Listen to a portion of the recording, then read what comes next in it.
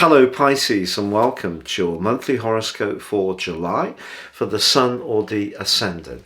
I'm going to give you the key strands to look out for, but please stay with me. I will then dive deep to give you in much greater detail the key dates and influences that are particularly specific to your sign.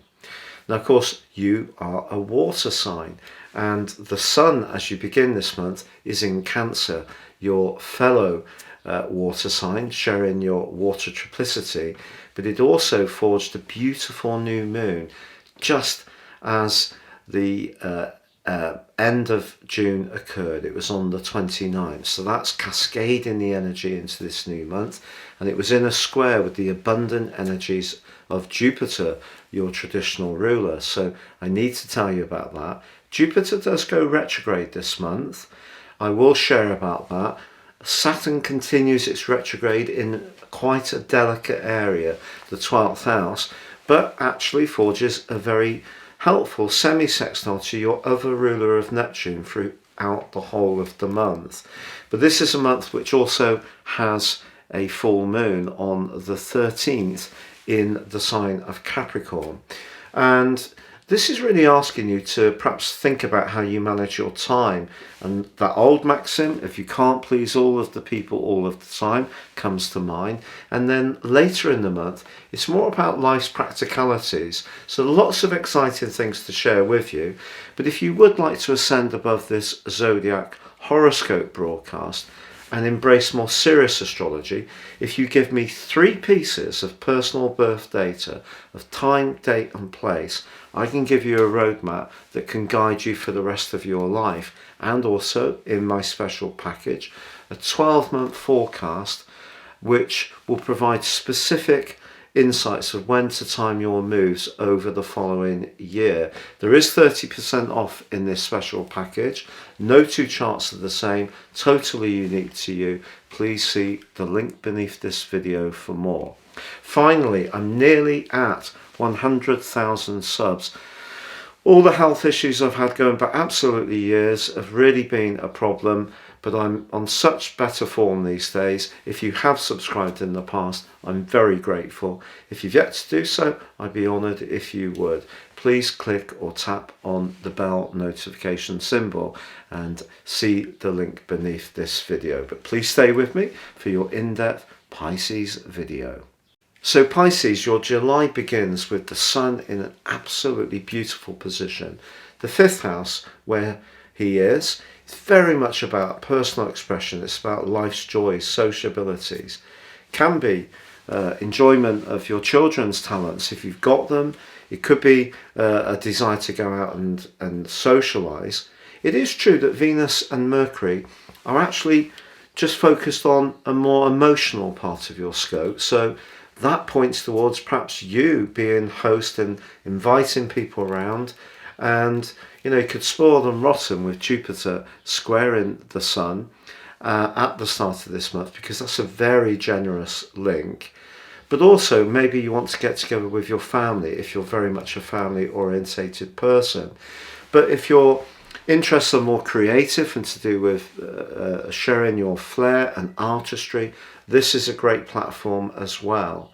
Now, Jupiter is the planet of abundance. It is your ruler. In your sign, it's very much about the spiritual dimension.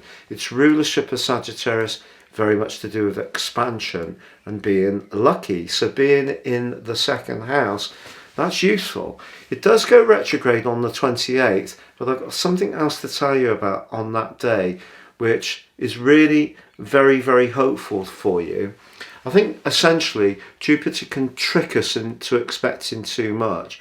So if something of a speculative nature comes to your attention at the start of the month, the classic stuff where people say, oh my word, you've got to look at this. You can make so much money from this. Or something pops up on social media which says you can do this part-time, blah, blah, blah. Just be conscious that Jupiter can promise more than it delivers. But that old maxim, the harder we work, the luckier we get, is something you can bear in mind. But Mars is in a square with Pluto at the start of this month. And if there is a friend where you're realizing that perhaps their values and your values are not quite as aligned as you thought, it could become very obvious, but in quite a dramatic way. It might not be very easy. For example, someone could ask you for some kind of help or support. Now, if it's very genuine, because the sun's in the square with Jupiter, you'll be more than happy to help, because you can be one of the most kindly and compassionate of all the zodiac signs. But equally, you have the other polar opposite of your nature, where you can be much cooler and more detached, much more suspicious of what people's motivations are. Just toggle between that natural giver that you are. If someone does ask you for something that seems a little bit, it's not clear, you don't quite know why they're asking it, remember Pluto can conceal, so just be conscious of that. However, I mentioned before that Saturn is in a semi-sextile with Neptune for the whole of this month, but Saturn is in retrograde and it is in your 12th house. This can have quite an impact on your emotional, spiritual and mental health, insofar as it could push you to spend more time alone and in isolation than is necessarily good for you. Now you can see that the Sun is asking you to be much more outgoing, and in fact the Sun is joined by Mercury on the 5th in Cancer, and then Venus moves into Cancer on the 18th. So there are going to be opportunities and a desire, I think, to emerge if you have been feeling a bit more withdrawn. But the angle with Neptune is actually really good. It's kind of saying that if you embrace the opportunity that Saturn's providing to learn a lot more about what really makes you tick at a deeper level, your key motivations, but also those of others. If you're reading lots of stuff about personal development, you're interested in astrology and other esoteric interest is really growing. The balance of the drive and structure and determination of Saturn and the sensitivity of Neptune, which is shaping your creativity in a more individual way, could actually be very, very good. So it's important we don't look at Saturn retrograde in the 12th house in total isolation of all the other good stuff going on. Also on the 5th, not only does Mercury move out of its home zone, one of its two home zones of Gemini, where of course it can be quick-witted, but in the 4th house, a bit more subjective, inclined to let thoughts run around our minds a bit more. Moving into the 5th house, your sense of humour can switch on, but also Mars picks up a gear. It moves out of your 2nd house, where it's probably given you a lot of desire to enjoy the good things in life, in its relationship with Jupiter, particularly at the end of May and at the start of June. But Mars moving into the 3rd house can make you more active. It can also see you more articulate about your ideas. That's not to say you haven't been articulate, but more desire, because Mars is the planet of desire, and it's the planet of impulse, and it's the planet of grit and determination. So moving into the 3rd house, something you've been thinking about around your values, now you can want to share those values. Could be through a blog, could be through an increase in text messaging or emails. It could be through learning a new skill at night school. It could be sharing talents you already have digitally, online, doing YouTube videos, writing your own journal, publishing your own book. Mars for the next 6 weeks is full of vim and brio in that period of time, so really excited. It's also going to link with Uranus, already in your 3rd house, along with the North Node, later this month, but I'll tell you about that in a little while.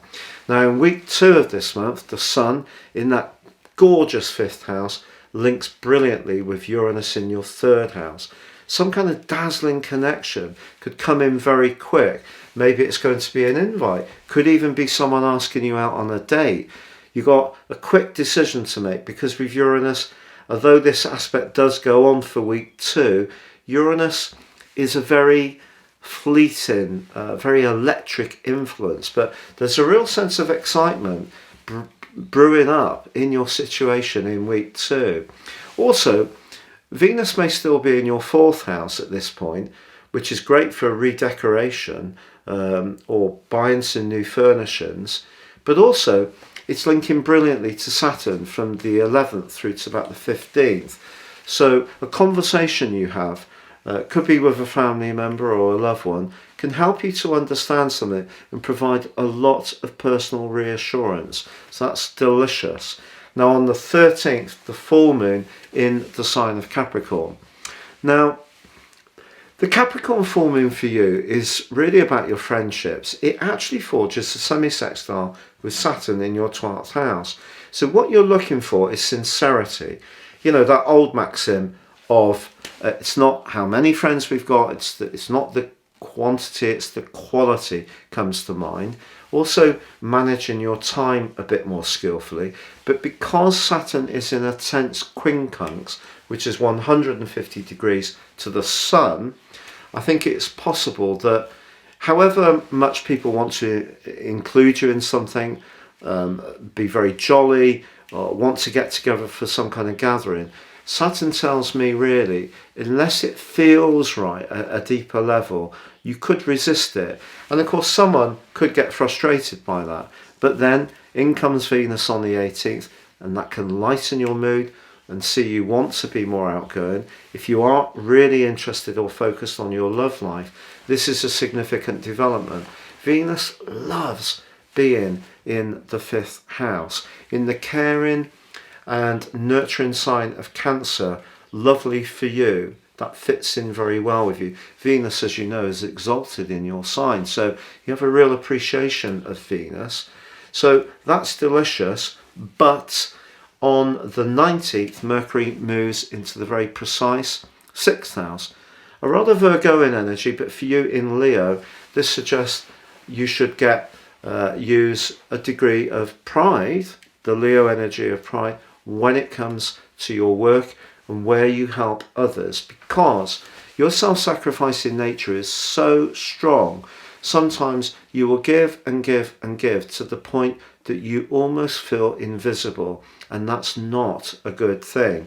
So I think what Mercury can do here is reinforce your boundaries and give you a little bit more confidence to articulate your need for your own self-care. So that's good.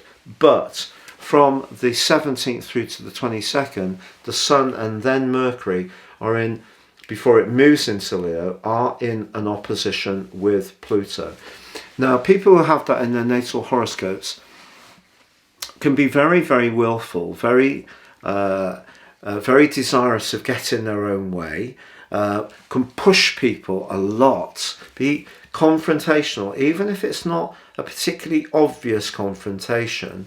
And so that energy is going to be going on. So maybe there are friends that want you to join in a bit more. Maybe there's someone you're interested in romantically that wants you to spend more time with them. You could feel a bit torn.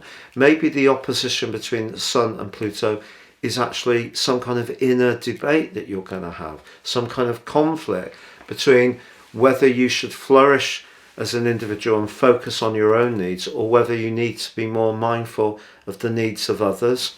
That's something you may consider. But then the Sun moves on the 22nd into Leo, the sign it rules. It loves being here. It brings warmth to all of us. But for you, 6th house. But a great time to think about even more restoring, eating better, being more conscious of nutrition, more conscious of exercise and organisation in your world, because the 6th house is very Virgoan, but you can do it with a smile. You can make these things fun. So for example, you know, if you can, even if it's difficult to be one-to-one with someone, perhaps because of your work or COVID or distance, you can go on FaceTime and have a chat, talk about recipes, even have a keep fit exercise routine with a sibling or a work colleague. In fact, work colleagues can actually prove to be quite sociable for you later in this month,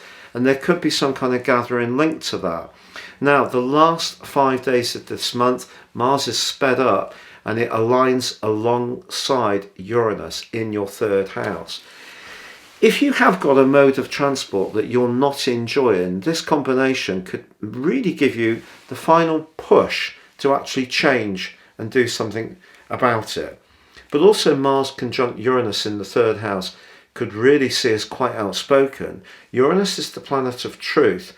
It is also, in a mythological sense, the ruler of the sky, but it doesn't like being in Taurus. Taurus rules, obviously, the earth. Uranus is about being more radical, so we've seen a lot of protests in terms of the environment, and they're making us think, and that's one way that Uranus is working. But we're also seeing land, Taurus, being grabbed, invasions and all that kind of stuff, and basically being outrageous. So something could be expressed in a very frank way at the end of this month. Could be between you and a neighbour, could be between you and a sibling, could be really positive. It could be that you're going to really shock someone with a revelation that really cuts through, and some excitement. It could be that you're going to get yourself some new tech. The third house rules that. Some kind of sudden energy, a burst of energy, can really manifest itself at the end of this month. What I would say is, if you're traveling anywhere, for example, if you just need to go locally to get some shopping from the local convenience store, but you do decide to drive, just be very attentive, because Mars is a very impatient influence, planet of instant gratification. Uranus, things happen suddenly, and attention in short journeys can often be lower than when we're in a longer journey. So do be very careful when you're traveling not to rush the process. And if you are going a bit further, enjoy the journey, go the more scenic route, put some music on, just relax. But there could be quite a lot of intensity, and it may be more difficult to sleep as this month draws to a close. But there also can be a brimming sense of wonderful excitement. There's new ideas are buzzing around your mind, and you could have an absolutely brilliant light bulb moment, which could have enormous potential. So do believe in it if that happens. But then on the 28th, we have a new moon in Leo, which for you is about health, work, diet, nutrition, organisation, where you are dutiful, all the things you have a natural gift for. But it is in a trine with Jupiter.